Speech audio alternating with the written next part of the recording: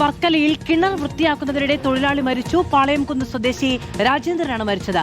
സഹോദരന്റെ വീട്ടിലെ കിണർ വൃത്തിയാക്കി മുകളിലേക്ക് കയറുന്നതിനിടെ കാൽ വഴുതി കിണറ്റിലേക്ക് വീഴുകയായിരുന്നു. അശ്വിൻ ഡിയാഗോ വിവരങ്ങളുമായി ചേരുകയാണ്. അശ്വിൻ, പെട്ടെന്ന് ആശുപത്രിയിൽ കൊണ്ടുപോകാൻ സാധിച്ചിരുന്നുവോ?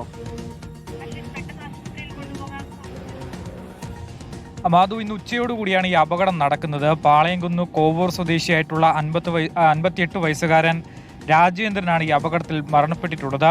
ഇയാളുടെ സ്വന്തം സഹോദരന്റെ വീട്ടിലെ കിണർ വൃത്തിയാക്കുന്നതിനിടെയാണ് ഈ ഒരു അപകടം ഉണ്ടായിട്ടുള്ളത്. കുരുനിലക്കോട്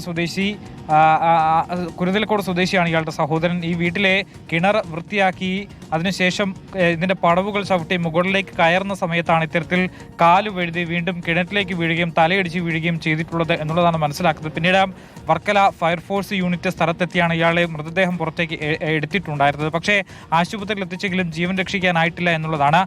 എന്തായാലും ദാരുണമായ ഒരു സംഭവമാണ്. സ്വന്തം സഹോദരന്റെ വീട്ടിലെ കിണർ വൃത്തിയാക്കി തിരിച്ച് കയറുന്നതിനിടയിലാണ് ഈ ഒരു കാല് വഴുതി ഈ ഒരു അപകടം സംഭവിക്കുന്നത്.